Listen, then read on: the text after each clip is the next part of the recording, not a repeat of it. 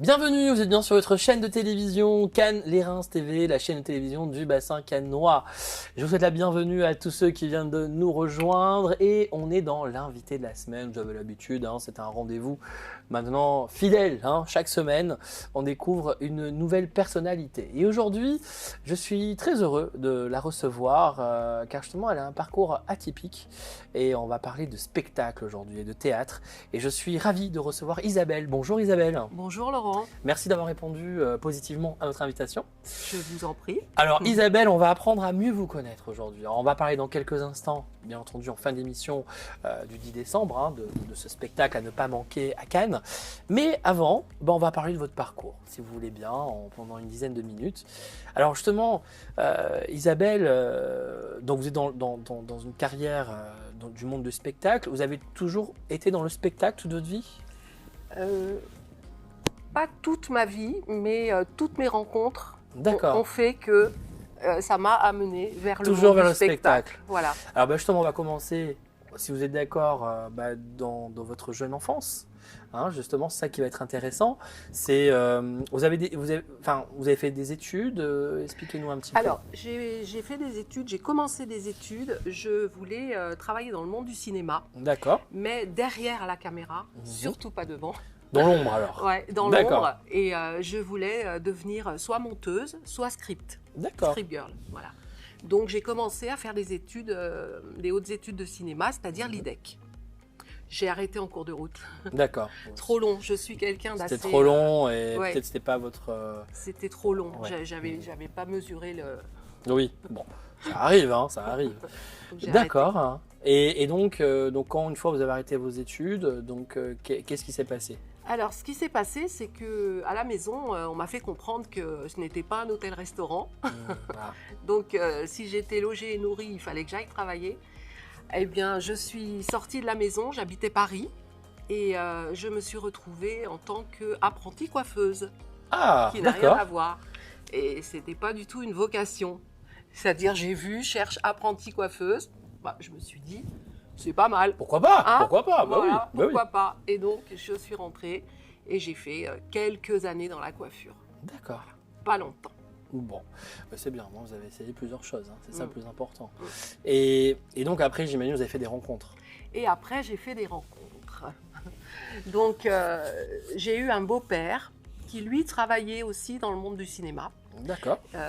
Mais travaillait également parallèlement à la télé. D'accord. Voilà. Avant, c'était... alors maintenant, c'est France Télévisions. Oui. Et avant, c'était FR3, je crois, et Antenne 2. Voilà, donc il travaillait à FR3 et il s'occupait de toute la partie pour les écoles, toutes les émissions pédagogiques. Donc j'ai travaillé avec lui rue de la Vanne. D'accord. Et j'ai commencé un petit peu comme ça à me diriger vers le monde culturel pour commencer. D'accord. Et j'ai fait des rencontres. Bon. Et donc à partir de là, vous avez trouvé votre voie, on va le dire. À partir de là. J'ai trouvé ma voie. Disons que c'est ce que je voulais faire depuis très très jeune. Ça m'a aidé à comprendre que c'était le chemin, en tout cas. Mais ma voie, je pense que je l'ai trouvée très très tard. C'est-à-dire il y a seulement une dizaine d'années. D'accord. Je suis sûre de moi maintenant. C'est votre chemin. Et je sais pourquoi je suis là, voilà. D'accord. Voilà. Alors justement, Isabelle, on s'est connus parce que vous aviez, avant le Covid, comme on dit, on ne va pas refaire l'histoire malheureusement du Covid, vous aviez un très beau petit théâtre qui était basé au Canet. Est-ce que vous pouvez nous en parler un petit peu ? Oui, on a ouvert un café-théâtre au Coup de Chapeau sur le Canet.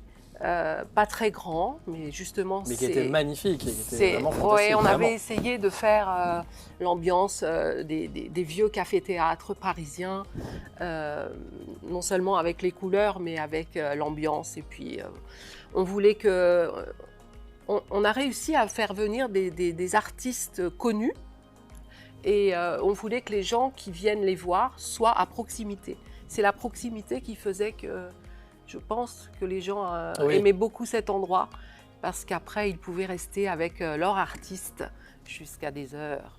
impossible. Toute la nuit.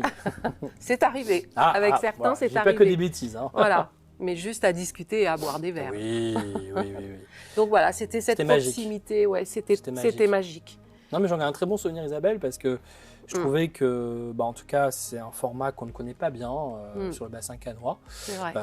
Je crois que vous étiez la seule même à proposer ce genre de concept.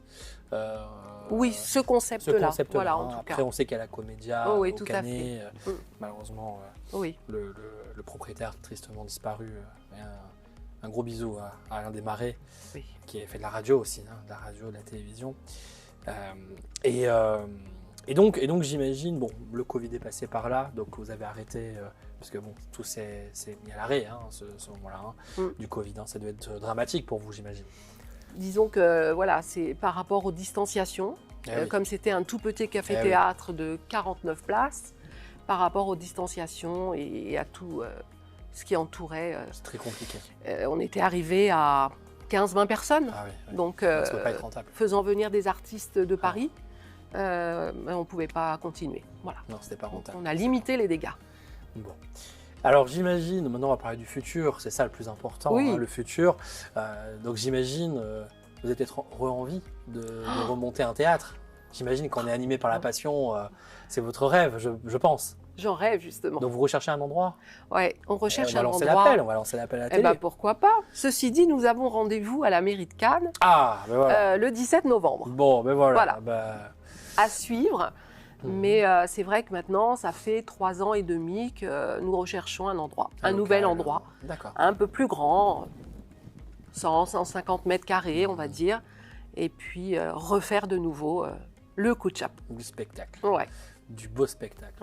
C'est bien, c'est très très bien. En restant dans le style cabaret, parce que le cabaret, c'est pas le vrai cabaret, en tout cas, ce sont des numéros, peu importe, mais qui se suivent et qui ne se ressemblent pas.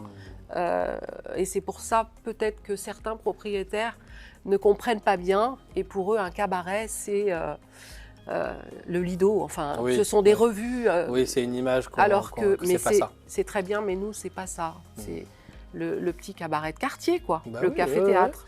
Bon, en tout cas, s'il y a des propriétaires, s'il y a des locaux disponibles sur le bassin cannois, n'hésitez pas à appeler Isabelle, parce que franchement, moi, je peux vous dire, on y assistait au coup de chapeau et c'était franchement fantastique. L'idée était géniale, donc n'ayez pas peur, c'est vraiment très bien, au contraire.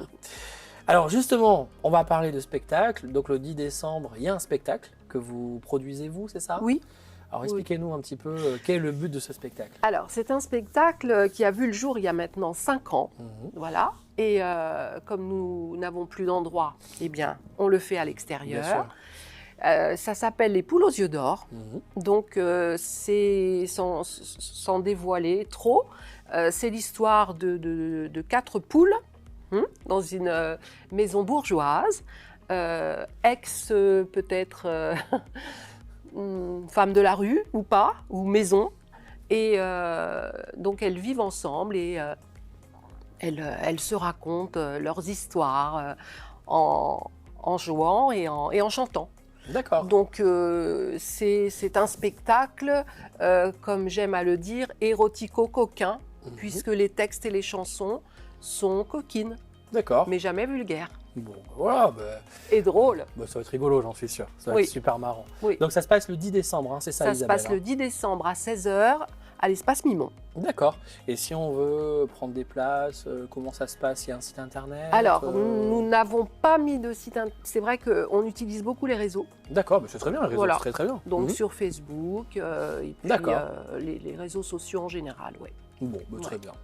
Écoutez Isabelle, merci beaucoup. Le temps passe vite, vous avez vu, on ne voit pas le temps passer. Oui, le temps passe très très vite. Donc venons vous voir justement le 10 décembre pour vous applaudir à ce très beau spectacle et on vous souhaite vraiment bonne chance et bon courage pour la suite, parce que vraiment le retour du petit coup de chapeau, moi j'ai beaucoup aimé ce concept et d'avoir ça sur le bassin cannois, ça serait super. Vraiment. Ça va venir. Ça manque, mais oui, ça va venir. Il faut être patient, une question de temps. Et voilà, s'il y a des propriétaires vraiment, des locaux, vous ne savez pas quoi en faire, vraiment laissez la chance à Isabelle et son équipe.